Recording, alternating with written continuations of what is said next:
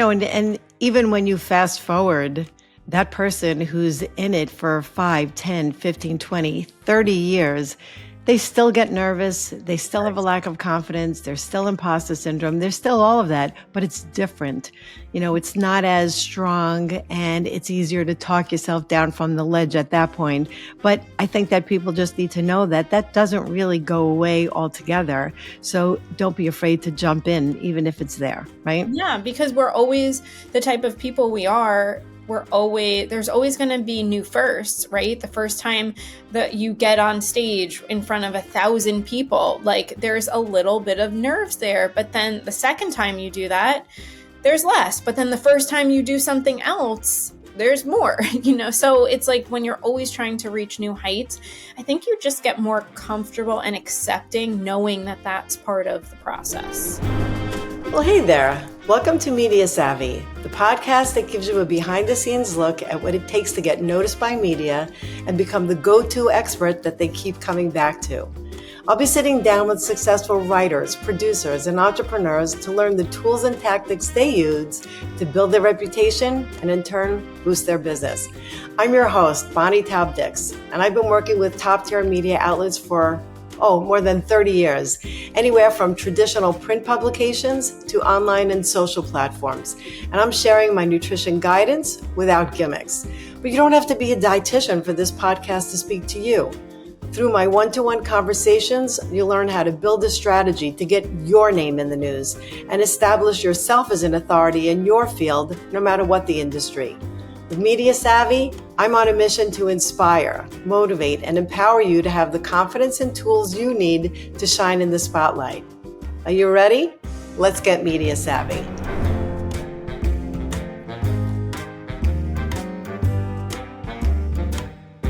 Well, welcome back to Media Savvy Podcast, where we dive into all things media, marketing, and making your voice heard. I'm your host, Bonnie Taub-Dix, and today I am thrilled to introduce someone who is not only a powerhouse entrepreneur, but she's also a friend of mine, Nicole Culver. Nicole is a mom of 3, a CEO, and a visionary who has built a thriving 7-figure business alongside her husband, Dan, who I also know, great guy. She's known for her innovative Evergreen sales strategies and her knack for helping entrepreneurs create sustainable income without sacrificing their lives in the process.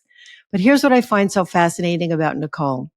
Her approach to sales and money-making strategies isn't just about the numbers.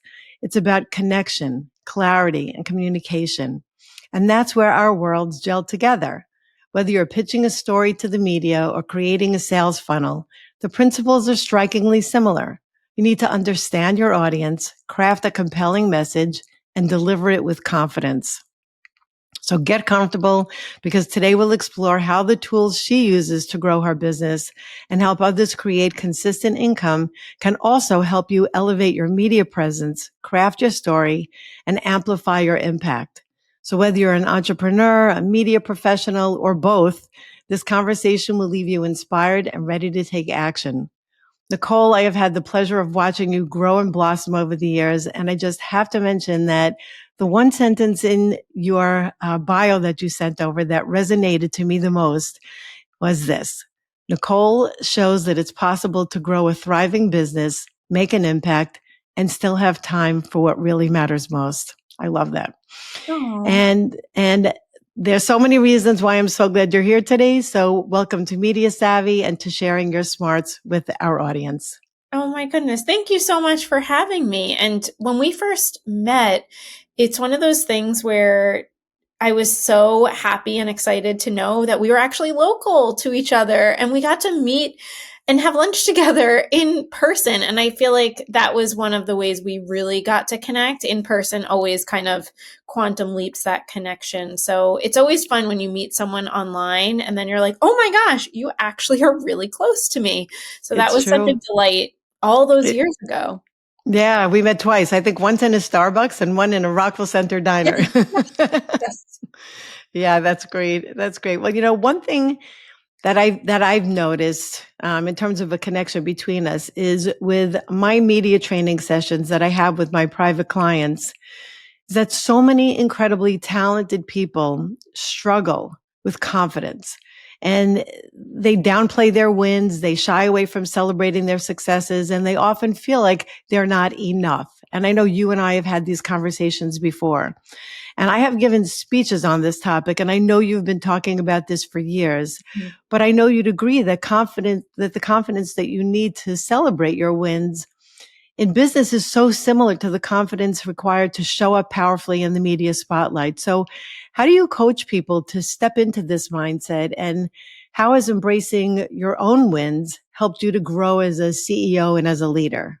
Yeah, I think one of the things that we don't talk about enough is that confidence it's like, I like to think of it as a muscle, because I know when I started my journey in 2011, that was a long time ago, and you've been doing this a long time. And the first time I spoke to a room full of like one person who showed up, or even when no one showed up, and just practicing, the only way you become more confident is to build that muscle and to build that skill. And it's kind of one of those chicken or the egg things, I think. But the more you do it, the more confident you get. The first time I taught in a classroom, or the first time I showed up, I was not the same person that I am today. But this is 14 years of doing this, right? And the only way is through. So it's kind of like you have to get through all of those uncomfortable moments in order to build that skill and build that muscle. And I think it's so easy to just want to get to, oh, let me fast forward 10 years. But the only way to do that is to actually go through all of that. So when I'm coaching on this, I like to say it's kind of like riding a bike or training for a marathon. It's your first run is probably not going to be great. It's probably going to be hard. You're going to be in your head. You're going to have to take pauses.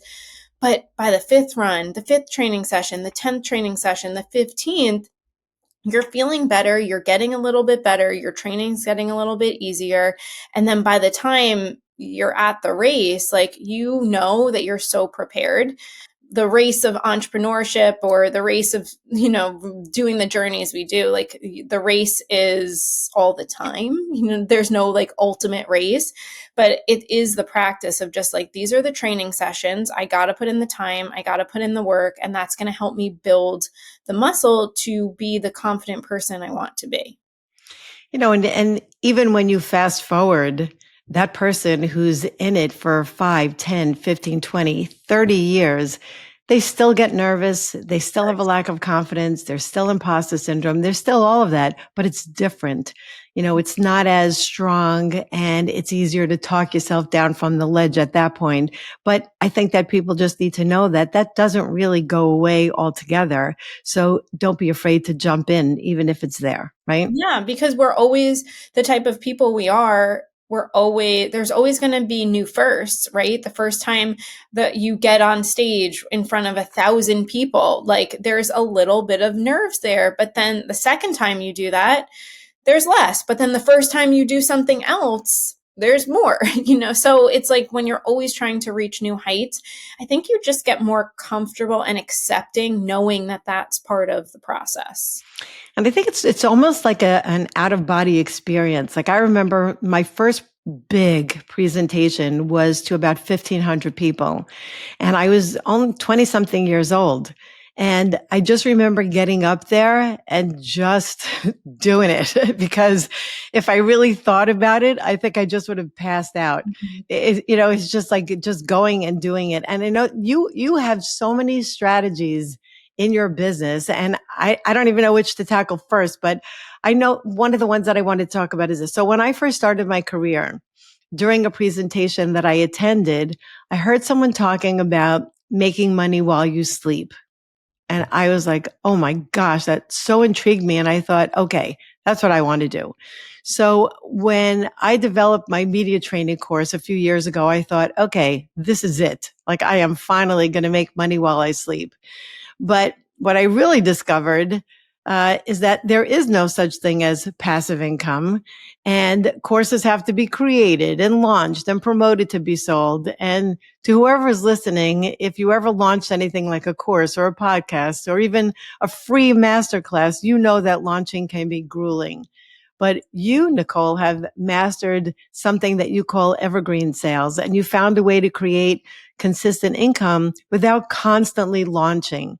So can you just share how that process works and why it has been such a game changer for your own business? Like, how could you just describe this to me? Yeah. Well, first, let me say if you're in business, you're working. Of course we take vacations, we don't work on weekends, all of those things, but it's not ever my goal to walk away completely. Like this is my purpose. I love being here with you. I love showing up and supporting my clients. I love marketing. I love sales. So it's not really my intention to never work again. Like that's my purpose. So and then we can go wherever you want to go. But evergreen just really means the ability to sell and deliver your program, your course, your trainings all of the time. That really is what it means to us, at least.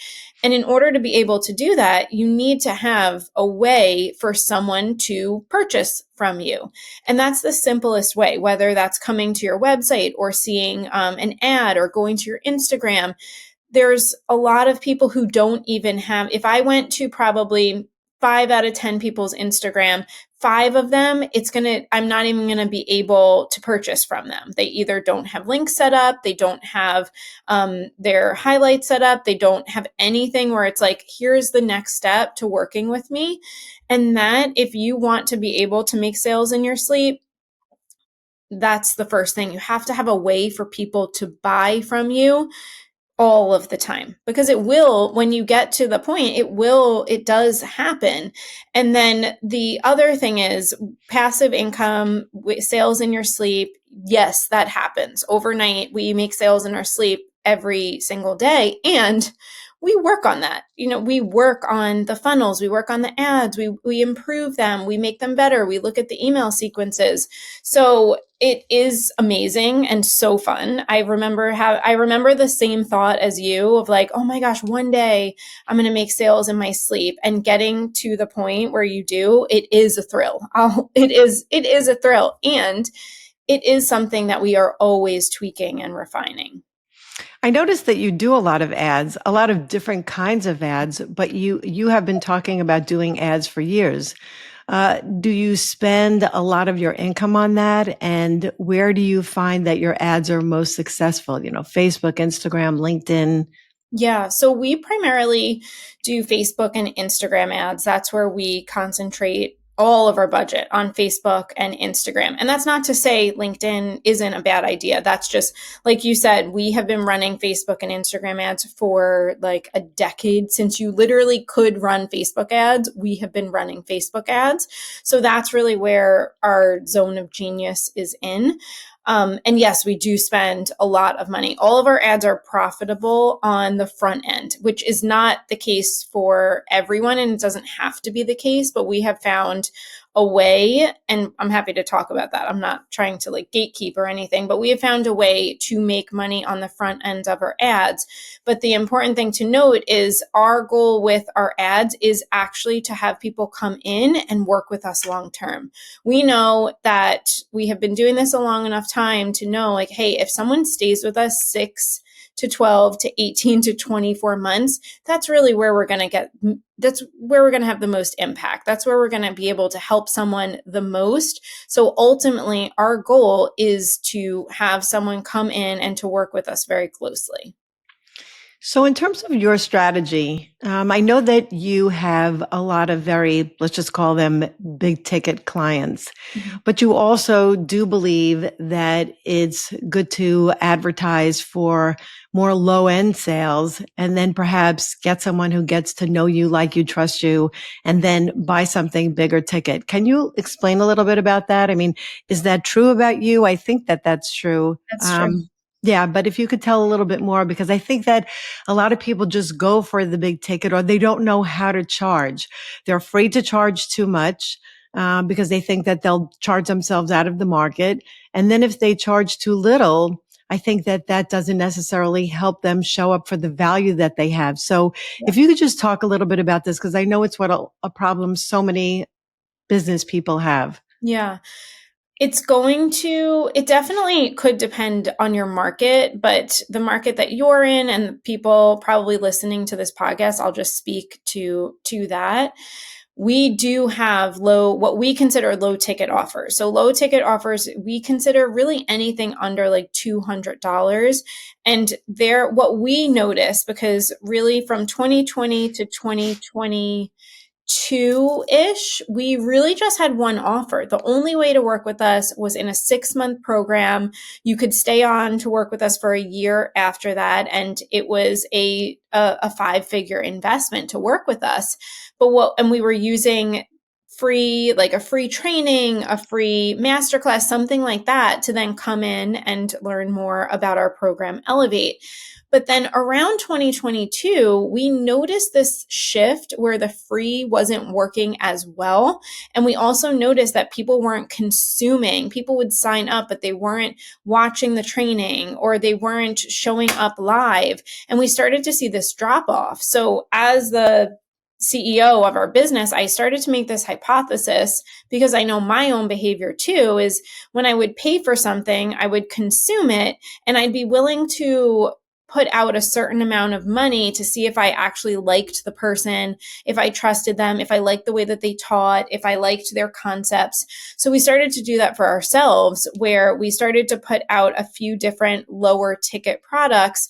And we had this hypothesis that the people who bought low ticket would then end up coming into our program because they would get to know us better and they would get to understand us. So that really, for the past year, and we really, really went all in on this probably about 6 to 7 months ago, really focusing on getting more people in what we call these trust building offers, where they build trust with your audience, but they also build up your brand. Because I know when someone buys one of my lower ticket things for $27, $99, they're really amazed at what we do for that amount and the win that they get, that they start inquiring and they start seeking out the next steps. Are those low ticket items, are they like a video that someone gets, or is it something that's more personal? Are they in a class? What is that like? Because it would seem like for that, let's just call it low price, that it would be less personalized. So what speaks to them? Yeah, it is. It's usually, and we've tested out all different things. So for example, get specific. We have a mini course on cash conversations, which is how to get your quiet audience to talk back. This is like a 5 or 6 video. It's very short and it's very that's all it is how to get your audience to talk back. It's very, very specific. And it's all instant access. So they can go in, they basically spend an hour watching my videos and getting into action, learning how to write Instagram copy, email copy to get their audience to talk back. And the quick win, they spend less than 60 minutes and it works so well. And then they're so amazed by that. So what we have found was the instant access for our audience seems to work the best, because they're usually busy. They usually have young-ish kids at home. They're usually trying to juggle. So they don't really want to. And again, I'm just talking about my audience. I'm not saying this is true for everyone. You have to test, but my audience doesn't seem at this moment to want to wait around for a live training the first time they interact with me. So what usually happens is the second or the third or the later purchase is they'll come to, we'll do like a Q&A, a paid for Q&A around a certain topic. They'll come to that, but I haven't basically earned their trust yet for them to show up live with me. So that's why the instant access works well. There are a few things that you said there that I just want to take a little stop and highlight. One is that you mentioned your audience. And that's something that is so important, because as people who work in media, if you don't know your audience, then you could be talking to yourself. So, I always say, if you want to pitch a story about, the latest scientific discovery on something and you're very sciencey, you don't pitch that to Cosmo magazine. Yeah. You have to know your audience, and that is just so important. And the other thing is that We learn, I totally speak for myself, but I like to learn in bullets. I always loved, I will admit, in high school, Cliff Notes.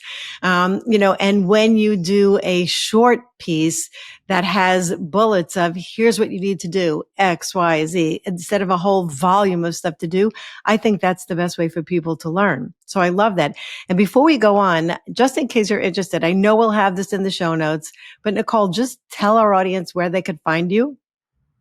Instagram really is the best place, and it's just my name, Nicole Culver. Could you spell it?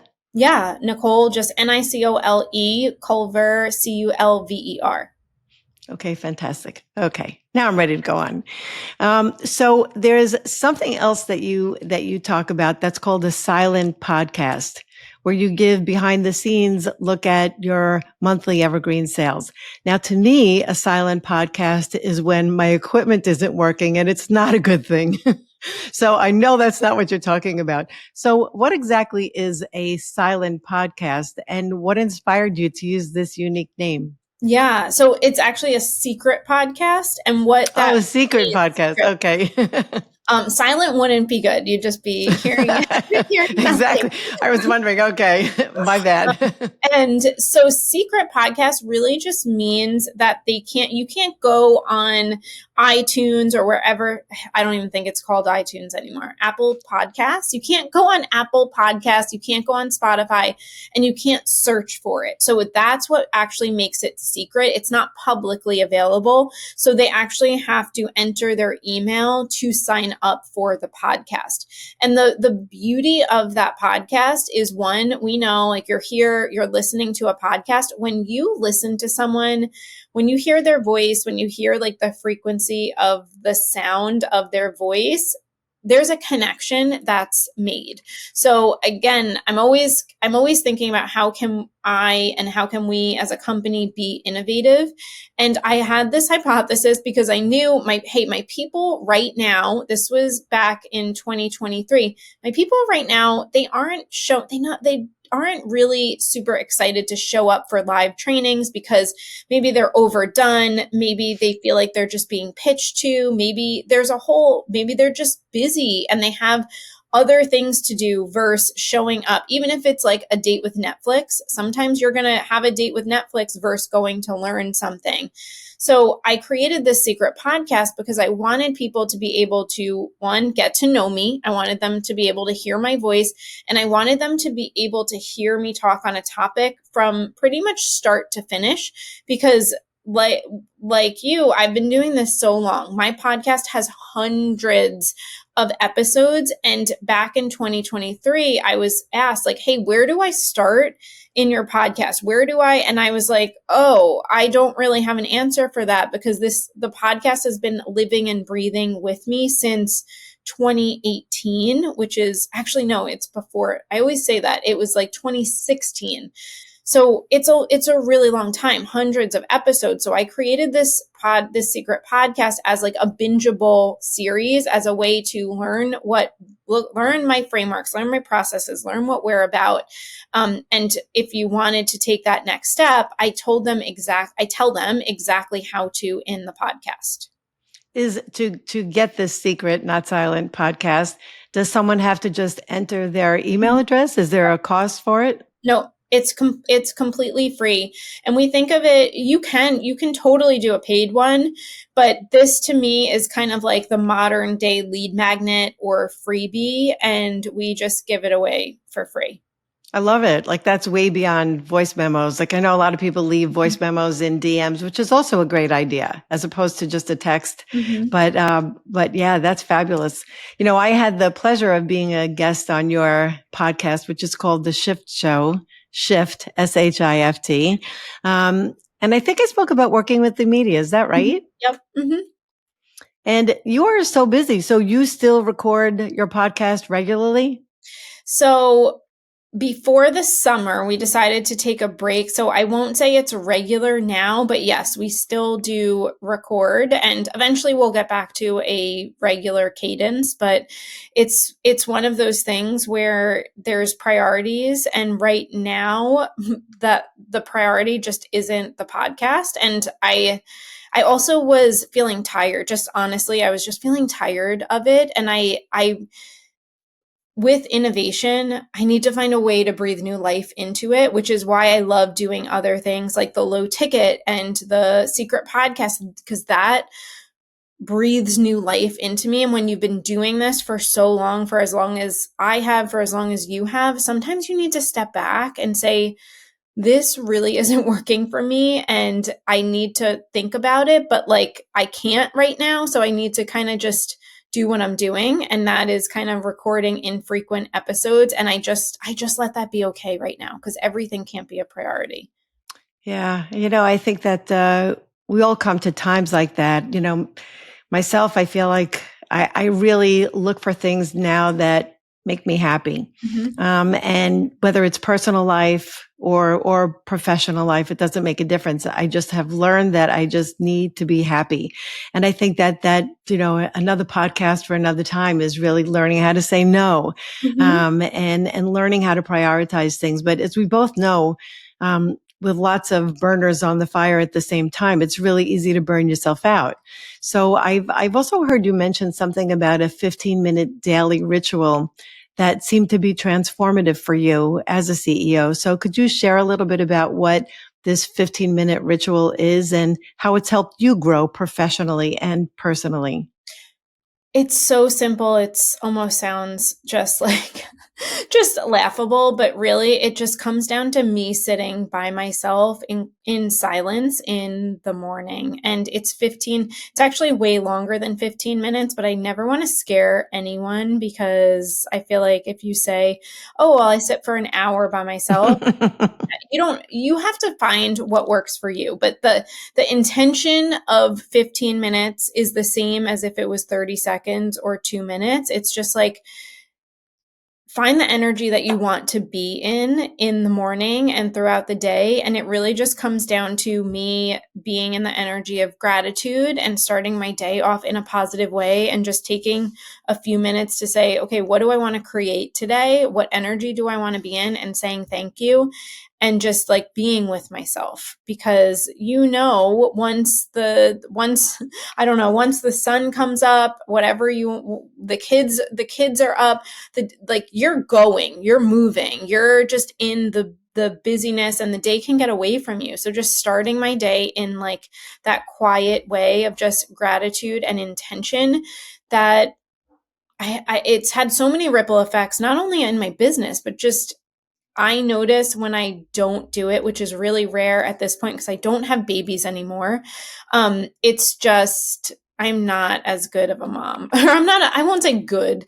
I'm not as patient. I'm not as patient with my kids or with my husband or even with my business as when I do it.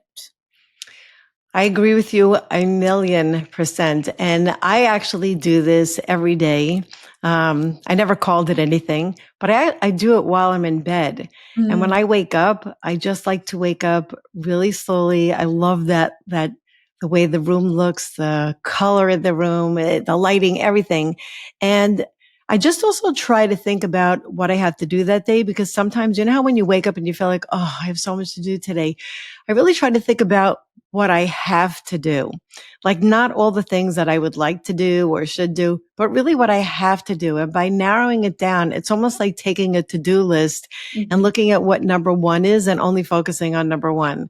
So I say all my thanks. I think about just like what has happened the day before, but I really just try to think about not overwhelming myself that day. So I agree with you. I think that that's such a good practice for all of us to have, because so many of us get up and just rush into our days.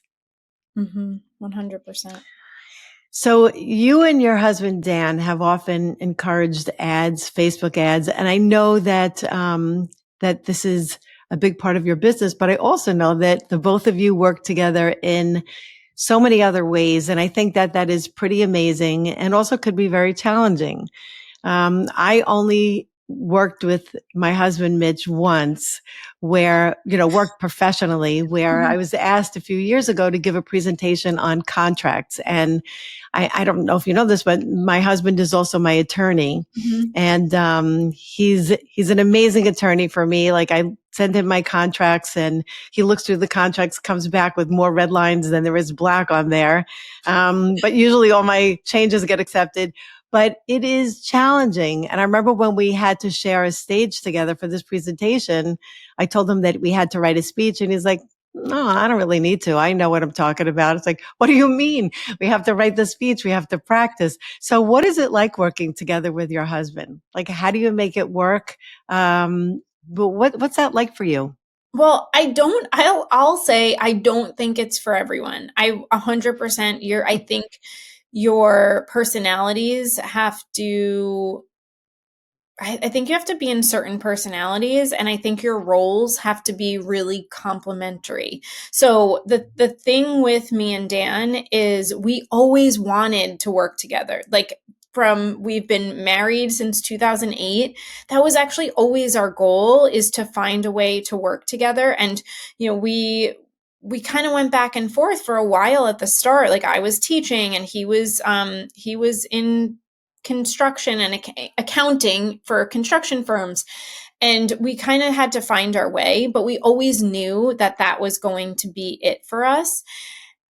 And the number one thing I think when it comes to, for us, what we had to figure out was two things. Was number one, roles and knowing your roles and knowing when you're in those roles and when you're not in those roles. And what I mean by that is we have, again, been doing this a long time, but we had to figure out, and I had to figure out, okay, when am I speaking to you as my husband and when am I speaking to you in our work roles? And sometimes you need to set up that conversation of just like, hey, I need to have a work conversation with you. Are you able to have that right now? Because there were many times where I had to learn, I'm a straight shooter. I'm super direct. And sometimes I didn't in the past. I didn't really know how to communicate with someone in a way that they were going to be able to hear it. So I had to learn how to communicate and not just while we're cleaning up the kitchen from dinner, like give a piece of very strong feedback when it kind of like blindsides him. So we had to learn those things and really learn how to communicate. And then the second thing is you have to really understand who you are in the business. And when Dan first came into our business, I kind of treated him like my assistant, and that we very quickly learned he does not want to be my assistant. He does not want to be answering to me. And we had to kind of really fix that because that was not good for us. He didn't want to be an assistant and I didn't want him to be my assistant. But when he came in, we just didn't really know any better. So over time, we had to learn, okay, this is your zone of genius. This is my zone of genius. This is what you're responsible for. It's kind of like the responsibilities in your home. Like if no one takes responsibility for the laundry is not going to get done. So who's responsible for what, and really understand what your roles are and how to communicate with each other.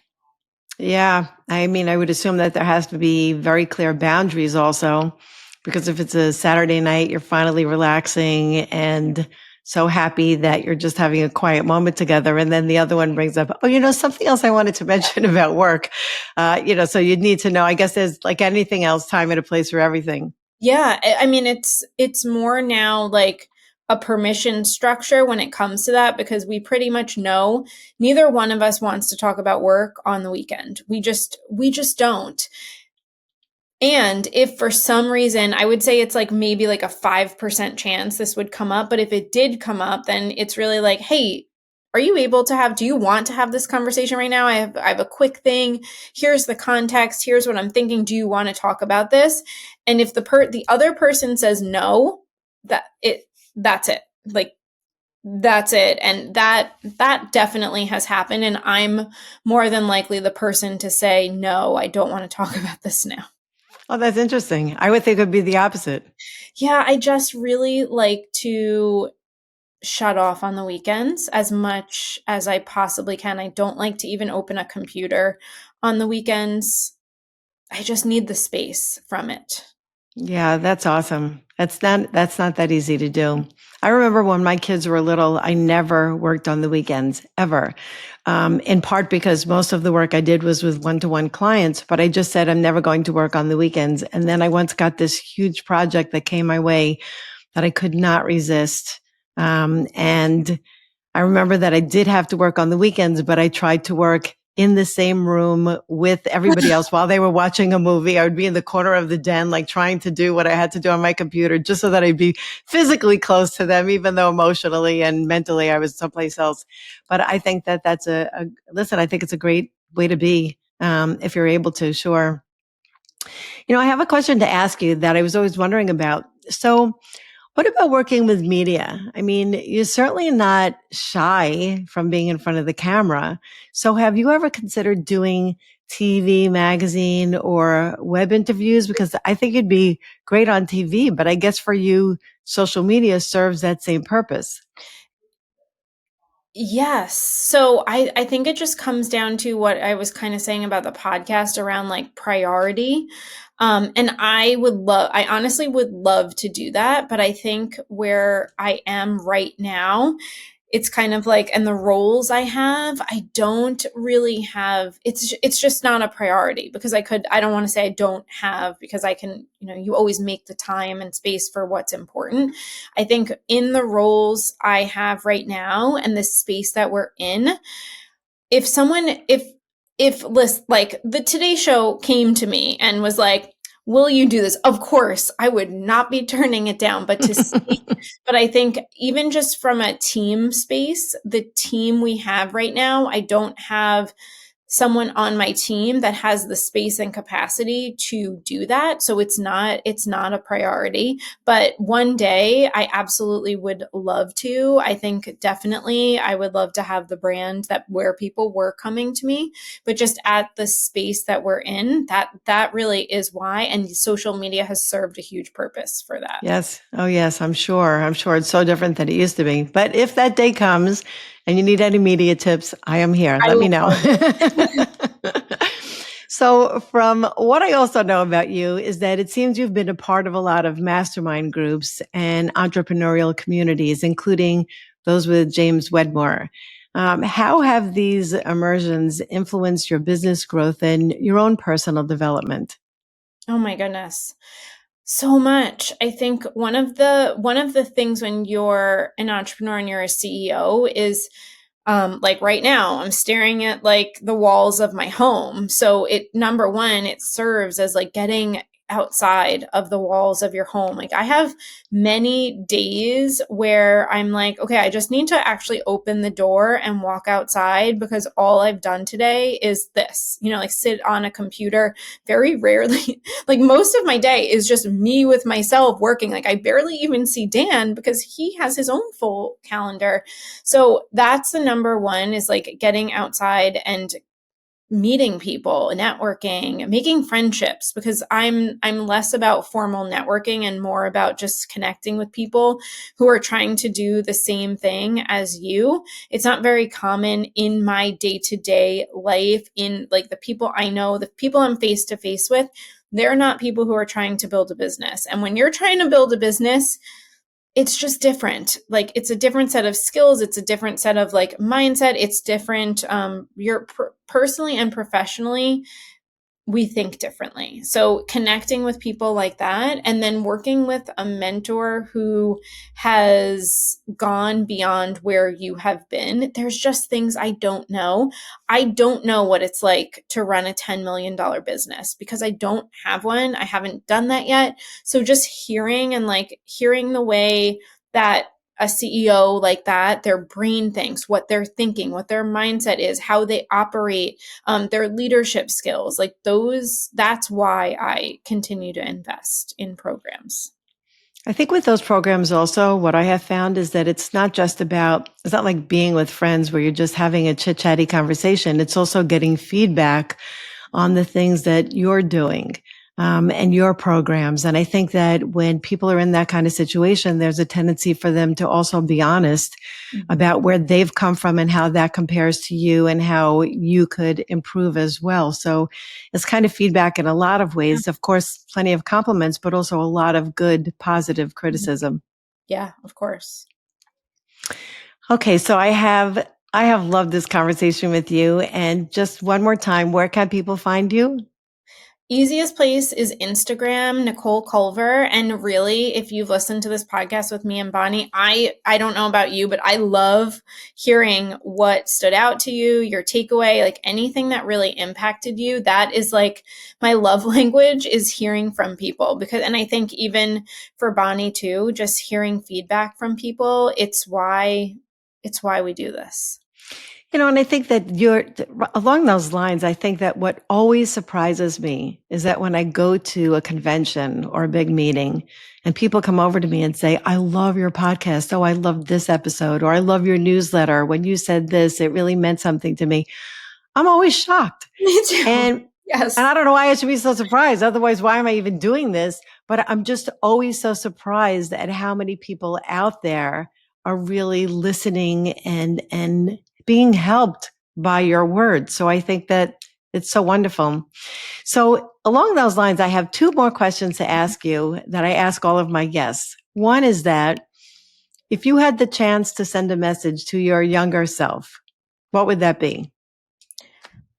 I was just asked this question on the last podcast I did last week. Yes, it was a little bit different, but pretty much the same thing. And what would I say to her? I mean, I think I would just tell her, you would be so proud of the person you've become. Because when you're little, you just have no idea. You don't, again, I mean, I still feel the same way. I don't know what I don't know, but really, like, you don't know what you don't know. And how from teaching, like, I thought I was going to be a teacher my entire life. I thought I would retire a teacher. When I went to college, I was like, this is it. I'm going for teaching. And I think she would be shocked, number one, at where her life ended up, but so comforted and so like, oh, well, yeah, that totally makes sense too. Yeah, that's great. I thought my sister told me I should be a teacher. When I went to college, I actually was going to major in psychology and minor in art. And who knew that all these years later, I'm still teaching. I always have to use psychology when I counsel people, and I love food photography. So there you go. I wound up doing it all anyway. And if you could offer one piece of advice to someone looking to build their business and leverage media to grow their brand, what's the one strategy or mindset shift that you think that they would need to stand out or succeed? I think it comes back to what we talked about at the beginning and how we started the episode of just like, do the uncomfortable thing and just keep going, because I know everyone, myself included, wants to be in a rush, but rush and time, it's an illusion. And if you're in this for the long haul, then be in it for the long haul and get uncomfortable. Do one thing every single day. Be willing to hear no, because you're going to hear no more than yes in everything we do, and just keep going. If you are in this for the long run, then do what you need to do to get there, and know that it might take time, but anything worth building takes time. Yes. Yes, yes, yes. Well, Nicole, thank you so much for being here today. That is a wrap on today's Media Savvy podcast. Thank you for giving us your insights into your own business playbook.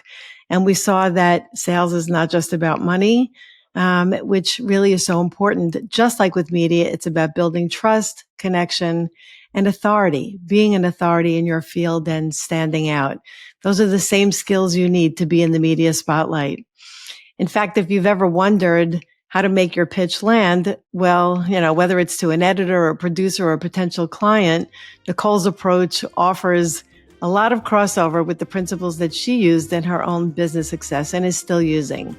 So friends, if today's conversation resonated with you, I would love it if you would subscribe to this show. Definitely, as Nicole said, leave a comment, leave a review, and share this episode with someone who needs to hear it. This is Bonnie reminding you that you don't need years of experience to make a meaningful impact. The show is for anyone ready to connect with media. And I hope you'll connect with me on Instagram at BTD Media. I love hearing your burning questions or your biggest media wins. And by the way, just wanted to let you know, you are looking mighty media savvy today. So thanks so much. Until next time.